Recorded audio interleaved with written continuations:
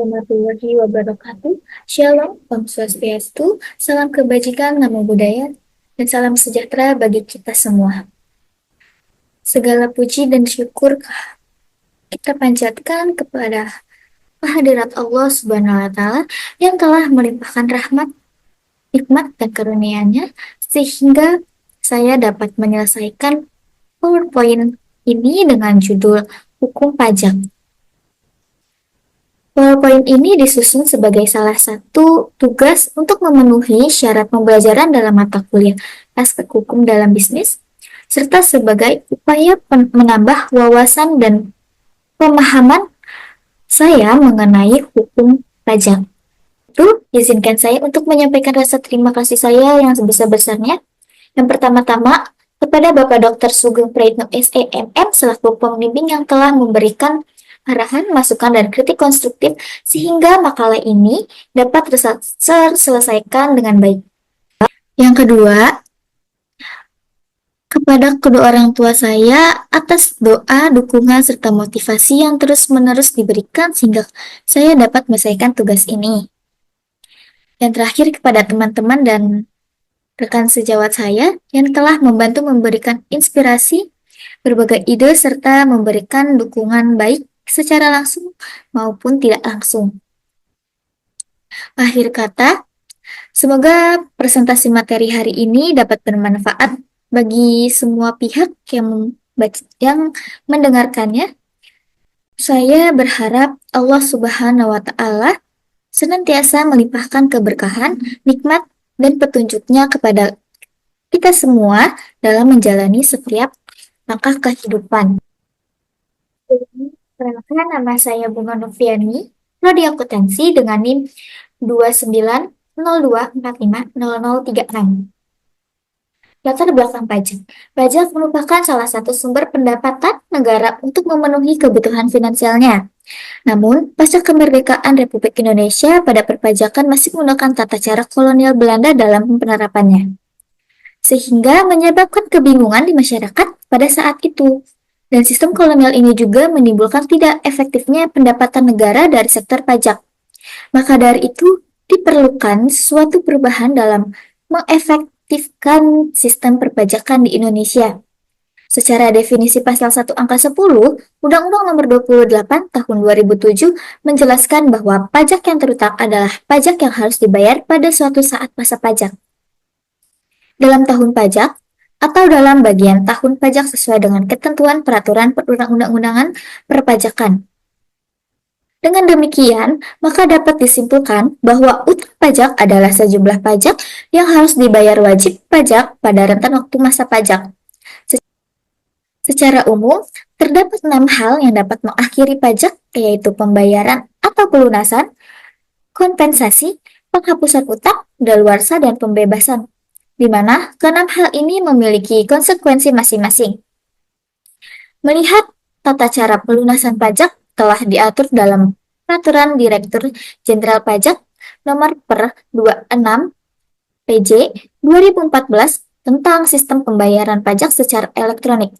Pada pasal 3 ayat 1 terdapat 4 jalur penyetoran pajak penghasilan, antara lain teller bank atau pos persepsi, anjungan tunai mandiri, internet banking, edisi, atau electronic data capture, di mana keempat cara tersebut memiliki tata cara masing-masing dan tentunya perlindungan hukum. Definisi hukum pajak menurut para ahli. Hukum pajak adalah suatu bidang yang mengatur hubungan pemerintah sebagai pemungut pajak dan masyarakat sebagai wajib pajak. Berikut adalah definisi hukum pajak menurut beberapa ahli. Pertama, menurut Rahmat Sumitro. Menurut Rahmat Sumitro, hukum pajak adalah kumpulan peraturan yang mengatur hubungan antara rakyat sebagai pembayar pajak dengan pemerintah sebagai pemungut pajak. Pajak dipandang sebagai iuran rakyat kepada kas negara untuk membiayai pengeluaran umum tanpa adanya jasa timbal balik yang langsung ditunjuk. Yang kedua, menurut Santoso Brotodihardjo. Santoso Brotodihardjo mendefinisikan hukum pajak sebagai aturan-aturan yang mencakup wewenang pemerintah dalam mengambil kekayaan seseorang dan memberikannya kembali kepada masyarakat melalui kas negara. Ia menekankan bahwa hukum pajak merupakan bagian dari hukum publik. Yang ketiga, menurut Buhari. Buhari berpendapat bahwa hukum pajak adalah kumpulan peraturan perundang-undangan yang mengatur hubungan antara rakyat sebagai pihak yang membayar pajak dengan pemerintah sebagai pemungut pajak. Yang keempat, menurut Erli Suwandi. Erli Suwandi juga menyatakan bahwa hukum pajak atau hukum fiskal adalah bagian dari hukum publik yang mengatur hubungan antara rakyat sebagai wajib pajak dengan pemerintah sebagai pemungut pajak. Yang kelima, menurut Dr. Suparman Suhamidjaja, ia memberikan pandangan bahwa hukum pajak adalah hukum yang mengatur masalah perpajakan dengan tujuan untuk meringankan biaya produksi barang dan jasa demi mencapai kesejahteraan umum. Yang keenam, menurut Hartono Hadi Suprapto. Hartono Hadi Suprapto menjelaskan bahwa hukum pajak adalah serangkaian peraturan yang mengatur bagaimana pajak dipungut, keadaan atau peristiwa apa yang dikenakan pajak, serta berapa besar jumlah pajak yang dikenakan. Yang ketujuh, menurut Profesor Dr. P.J. Andriani, pajak adalah iuran masyarakat kepada negara atau yang dapat dipaksakan, yang tergantung oleh yang wajib membayarnya menurut peraturan-peraturan umum atau undang-undang. Dengan tidak mendapat prestasi kembali, yang langsung dapat ditunjukkan dan digunakan adalah untuk membiayai pengeluaran-pengeluaran umum berhubung tugas negara untuk menyelenggarakan pemerintah. Yang kedelapan, menurut Van der Pol, hukum pajak adalah aturan yang mengatur hubungan antara negara dengan pihak yang wajib membayar pajak, baik dalam pengenaan pajak, tata cara pemungutannya, maupun penyelesaian sengketa pajak. Yang terakhir, menurut Mardiasmo, hukum pajak adalah cabang hukum publik yang mengatur kewajiban warga negara untuk menyerahkan sebagian kekayaan kepada negara berdasarkan peraturan yang berlaku guna mendukung pembiayaan, penyelenggaraan pemerintah, dan pembangunan. Selanjutnya ada definisi hukum pajak menurut undang-undang. Berikut adalah definisi hukum pajak menurut beberapa undang-undang yang relevan. Yang pertama, definisi umum hukum pajak. Hukum pajak adalah sekumpulan peraturan yang mengatur hubungan antara pemerintah sebagai pemungut pajak dan masyarakat sebagai wajib pajak. Hukum ini mencakup ketentuan mengenai siapa yang menjadi subjek dan objek pajak, kewajiban perpajakan, serta prosedur penagihan dan pengajuan keberatan. Yang kedua, dasar hukum pemungutan pajak. Menurut Undang-Undang Dasar 1945 Pasal 23A yang berbunyi, segala pajak untuk keperluan negara berdasarkan undang-undang. Ini menunjukkan bahwa pemungutan pajak harus memiliki dasar hukum yang jelas. Beberapa undang-undang yang menjadi dasar hukum pemungutan pajak di Indonesia meliputi poin pertama yaitu Undang-Undang Nomor 13 Tahun 1985 tentang Bea Materai. Poin kedua, Undang-Undang Nomor 12 Tahun 1994 tentang Pajak Bumi dan Bangunan. Yang ketiga, Undang-Undang Nomor 16 Tahun 2000 tentang Ketentuan Umum dan Tata Cara Perpajakan atau UU KUP. Yang keempat, Undang-Undang Nomor 17 Tahun 2000 tentang Pajak Penghasilan atau PPH. Yang terakhir, Undang-Undang Nomor 18 Tahun 2000 tentang Pajak Pertambahan Nilai atau PPN. Yang ketiga, kedudukan hukum pajak. Hukum pajak merupakan bagian dari hukum publik yang mengatur hubungan antara pemerintah dan masyarakat.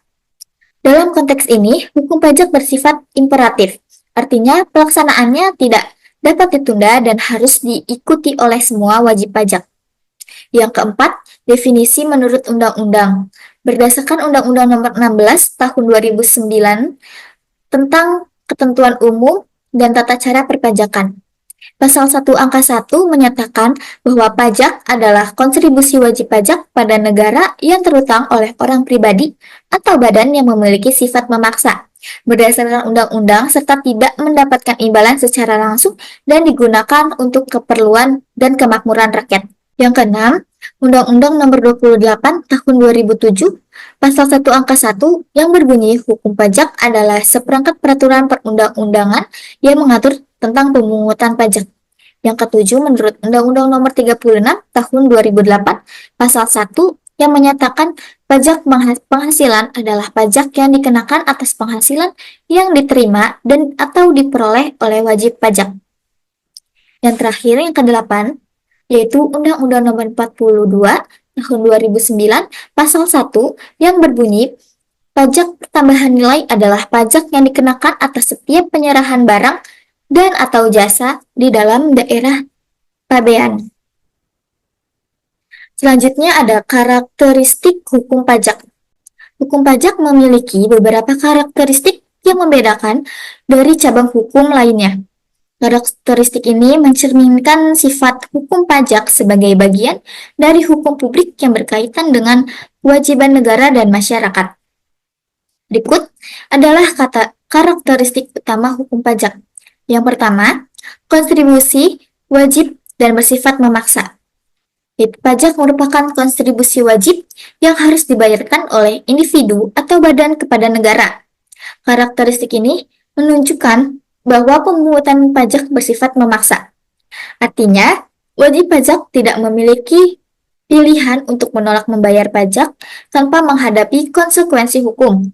Yang kedua, tidak ada imbalan langsung, yaitu pembayaran pajak tidak diimbangi dengan imbalan langsung dari pemerintah.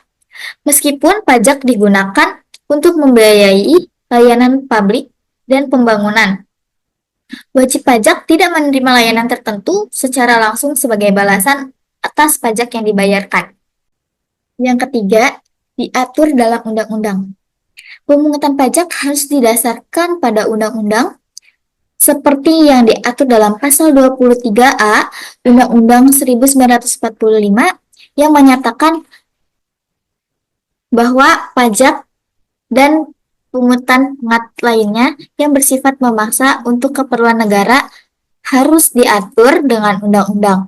Ini memberikan pajak hukum bagi pemerintah dalam melaksanakan pemungutan pajak. Yang keempat, relatif. Hukum pajak bersifat relatif, artinya ketentuan hukum pajak dapat berubah seiring dengan perubahan zaman, kondisi ekonomi, dan kebutuhan negara. Perubahan tersebut biasanya dilakukan melalui peraturan perundang-undangan yang baru. Yang kelima, sanksi dan penegakan hukum. Hukum pajak dilengkapi dengan sanksi wajib pajak yang tidak memenuhi kewajibannya.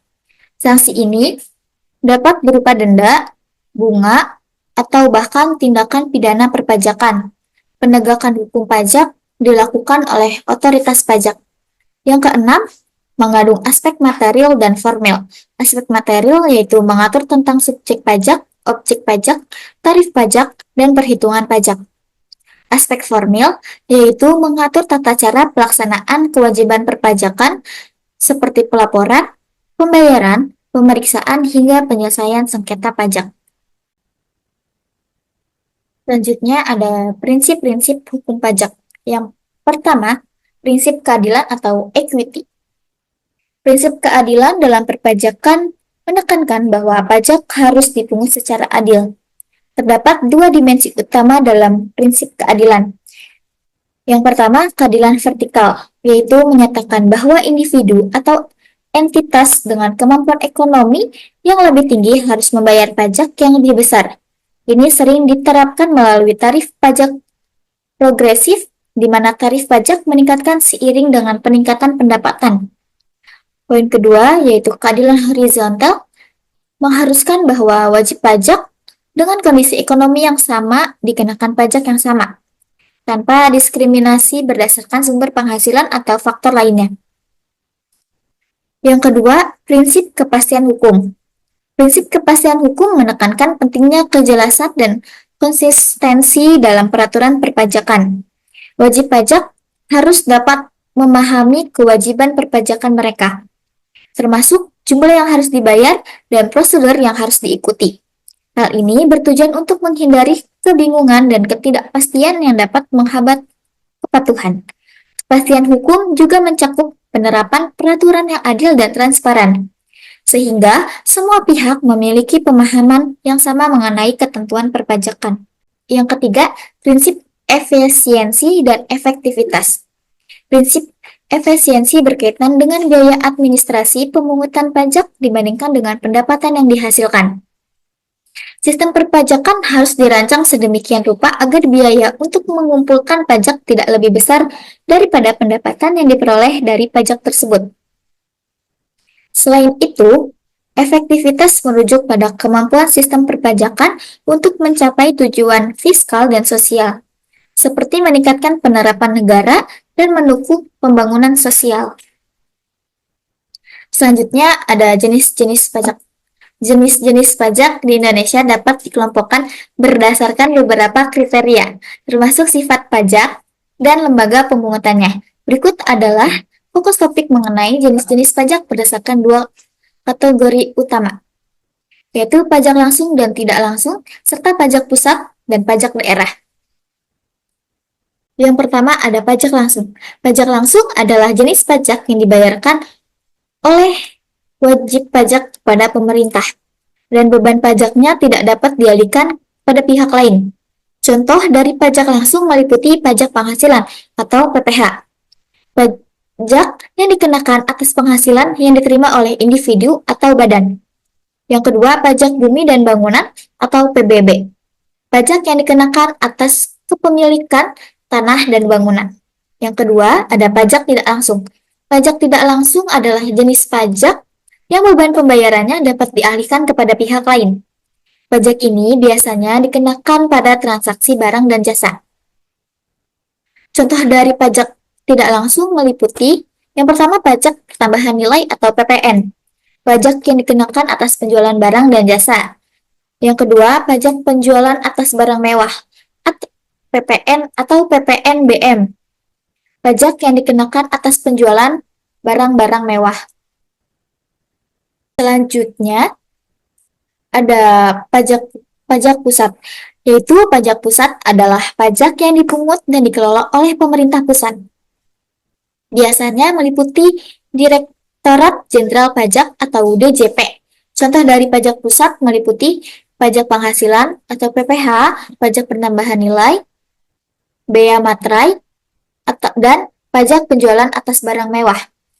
Yang keempat, pajak daerah, yaitu pajak daerah adalah pajak yang dipungut oleh pemerintah daerah di tingkat provinsi atau kabupaten atau kota. Pajak ini digunakan untuk membiayai kebutuhan daerah. Contoh dari pajak daerah meliputi pajak kendaraan bermotor, pajak hotel, pajak restoran, pajak hiburan, pajak bumi dan bangunan, khusus untuk PBB, perkotaan, dan pedesaan. Memahami jenis-jenis pajak, baik pajak langsung dan tidak langsung, serta pajak pusat dan pajak daerah, sangat penting untuk mengetahui bagaimana sistem perpajakan berfungsi dan bagaimana pajak mempengaruhi individu dan masyarakat. Setiap jenis pajak memiliki karakteristik dan tujuan yang berbeda, yang berkontribusi pada pengelolaan keuangan negara dan daerah. Dengan pemahaman yang baik tentang jenis-jenis pajak, wajib pajak dapat memenuhi kewajiban perpajakan mereka dengan lebih baik, dan pemerintah dapat merancang kebijakan perpajakan yang lebih efektif. Selanjutnya ada subjek dan objek pajak. Dalam sistem perpajakan, subjek pajak dan objek pajak merupakan dua komponen utama yang saling berkaitan. Memahami keduanya sangat penting untuk memenuhi kewajiban perpajakan. Subjek dan objek pajak adalah dua konsep fundamental dalam sistem perpajakan. Subjek pajak menentukan siapa yang memiliki kewajiban untuk membayar pajak, sedangkan objek pajak menentukan apa yang dikenakan pajak. Memahami kedua konsep ini sangat penting bagi wajib pajak untuk memenuhi kewajiban perpajakan mereka dan bagi pemerintah untuk merancang kebijakan perpajakan yang efektif dan adil. Pajak penghasilan. Subjek PPh menurut Undang-Undang Nomor 7 Tahun 1983 yang telah diubah dengan Undang-Undang Nomor 17 Tahun 2000 dalam Pasal 2 Ayat 1 menyebutkan bahwa yang menjadi subjek adalah salah satu orang pribadi, yang kedua warisan yang belum terbagi sebagai satu kesatuan menggantikan yang berhak, yang ketiga badan atau PT, CV, BUMN atau BUMD, firma, koperasi, dana pensiun, yayasan, dan bentuk badan lainnya. Yang keempat, bentuk usaha tetap atau BUT. Selanjutnya ada subjek pajak terdiri dari yang pertama, subjek pajak dalam negeri terdiri dari orang pribadi yang bertempat tinggal di Indonesia, badan yang didirikan dan berkedudukan di Indonesia. Terakhir, warisan yang belum terbagi sebagai satu kesatuan yang menggantikan yang berhak. Subjek pajak luar negeri terdiri dari orang pribadi yang bertempat tinggal di Indonesia atau berada di Indonesia tidak lebih dari 183 hari dalam jangka waktu 12 bulan. Dan badan yang tidak didirikan dan tidak bertempat di Indonesia yang menjalankan melalui bentuk usaha tetap di Indonesia.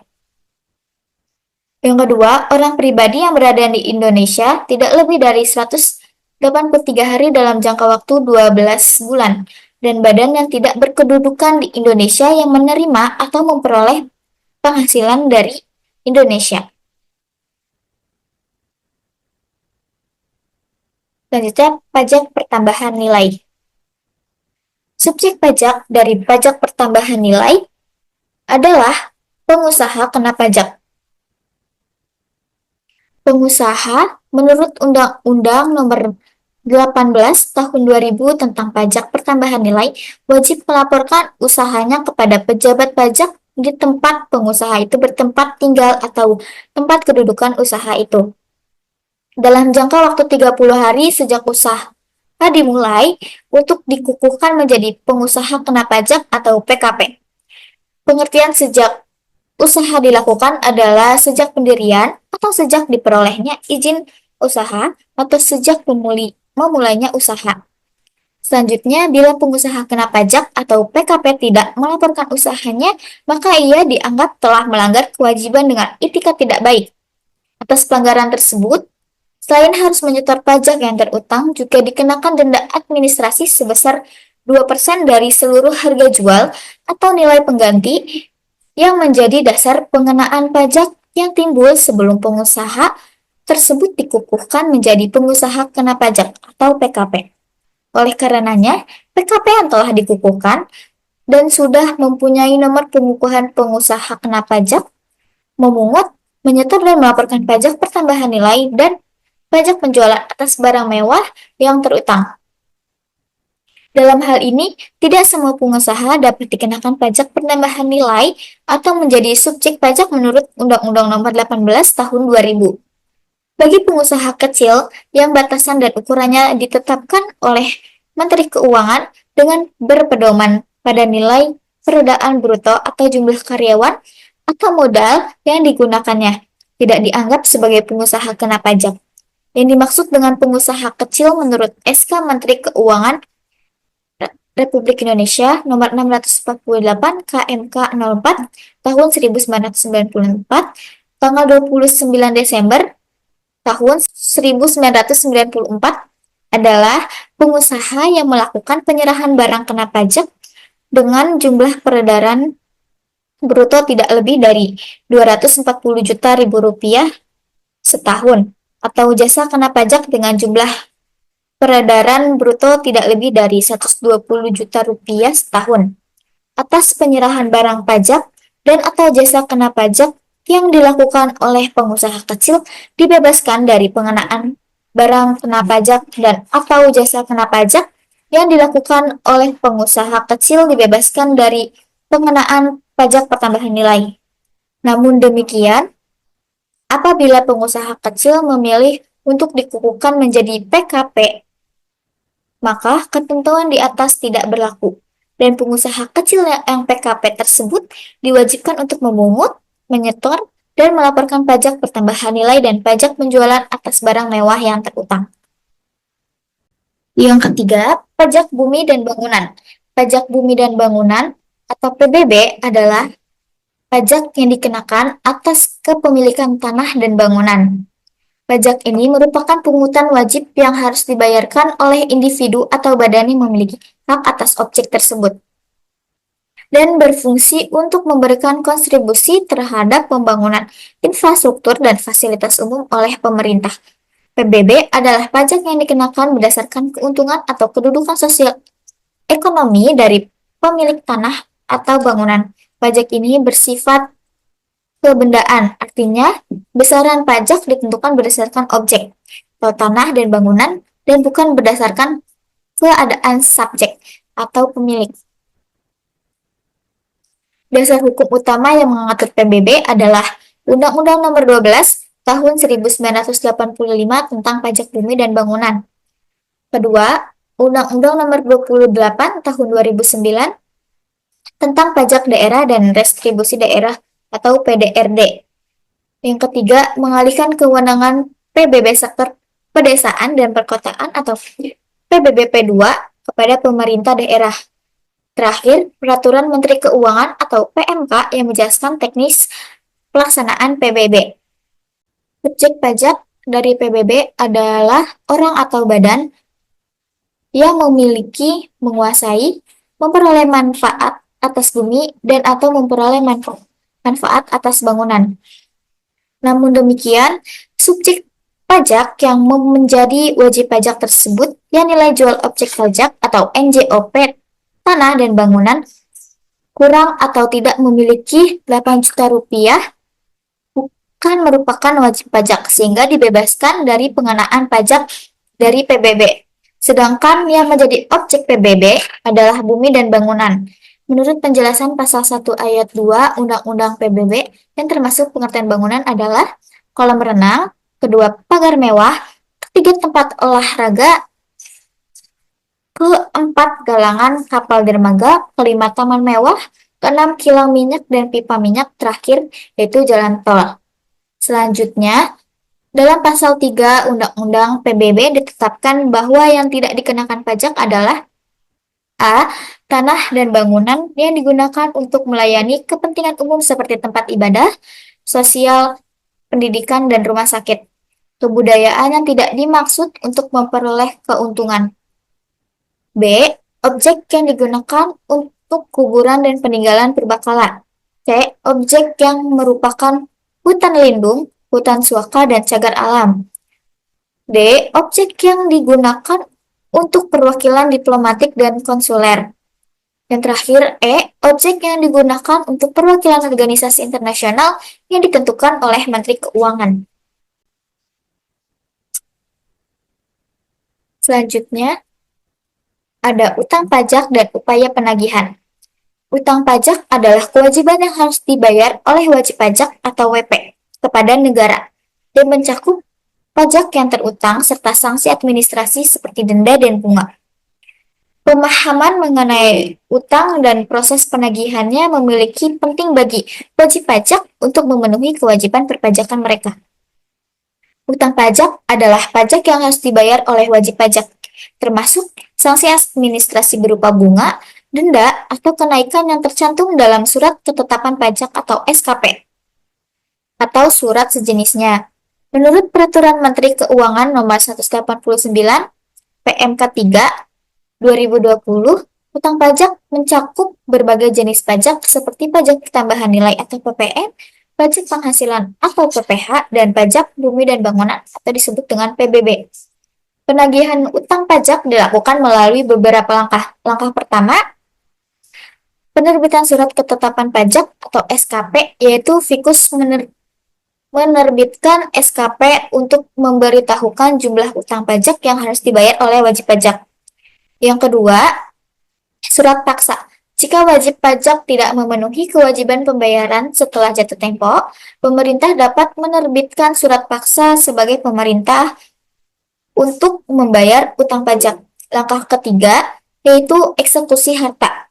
Jika wajib pajak tetap tidak membayar setelah surat paksa, pemerintah dapat melakukan eksekusi terhadap harta milik wajib pajak untuk menutupi utang pajaknya. Wajib pajak yang tidak membayar utang pajaknya Wajib pajak yang tidak membayar utang pajak di tepat waktu dapat dikenakan sanksi administrasi berupa denda, yaitu biaya tambahan yang dikenakan atas keterlambatan pembayaran. Yang kedua, bunga, yaitu presentasi tambahan yang dihitung berdasarkan jumlah utang pajak yang belum dibayar. Yang ketiga, kenaikan, yaitu peningkatan jumlah utang pajak berdasarkan ketentuan perundang-undangan. Nomor 19 Tahun 2000 tentang penagihan pajak. Dengan surat paksa menyatakan bahwa surat paksa diawali dengan kata demi keadilan berdasarkan ketuhanan yang Maha Esa.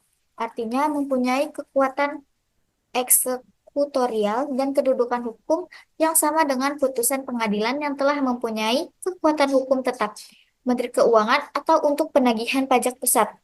Surat kepala daerah atau penagihan pajak daerah berwenang menerbitkan surat perintah penagihan seketika dan sekaligus, surat paksa, surat pemerintah melaksanakan penyitaan, dan surat perintah penyanderaan. Apabila surat paksa telah disampaikan kepada penanggung pajak dan ternyata penanggung pajak tidak memenuhi kewajibannya, maka surat paksa harus dilaksanakan. Setelah lewat waktu 2 kali 24 jam, ternyata wajib pajak tidak juga membayar pajak, maka segera dilakukan penyitaan terhadap barang-barang milik wajib pajak untuk dijadikan utang pajaknya kepada negara. Penyitaan tersebut dilaksanakan oleh jurusita dengan disaksikan oleh sekurang-kurangnya 2 orang. Selanjutnya, jurusita akan membuat berita acara pelaksanaan sita yang ditandatangani oleh jurusita pajak, penanggung pajak, dan saksi-saksi. Bila penanggung pajak tidak hadir, maka penyitaan tetap dapat dilaksanakan dengan syarat dan saksi yang berasal dari pemerintah daerah setempat.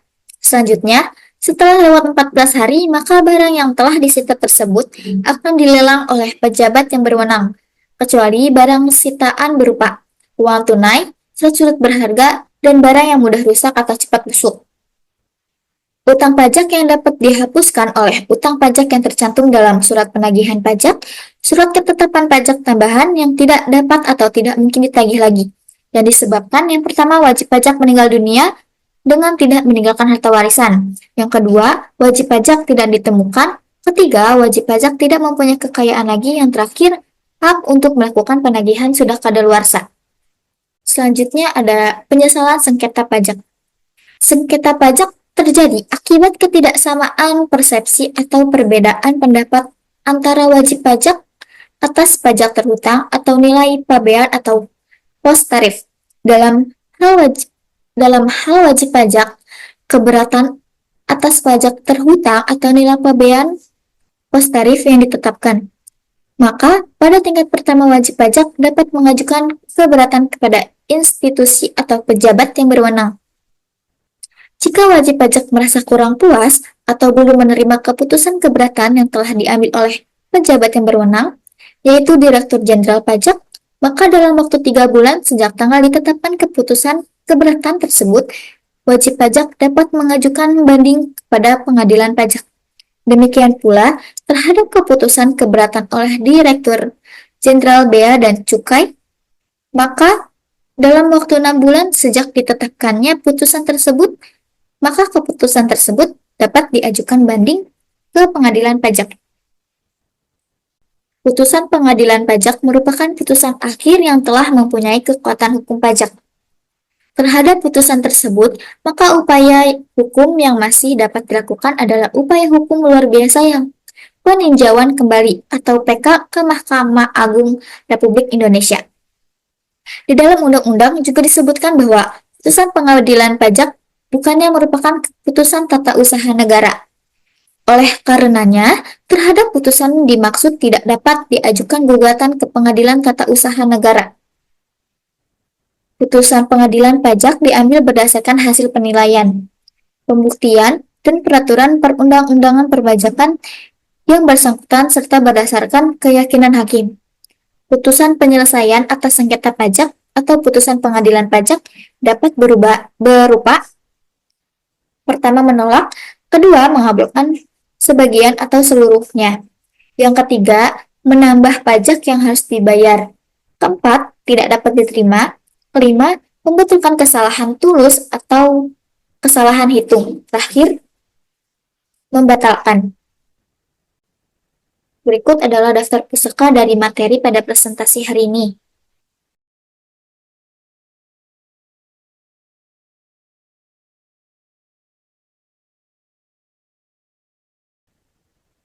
Sekian presentasi materi hukum pajak yang dapat saya sampaikan. Semoga bermanfaat bagi semua yang mendengarkan, yang membaca.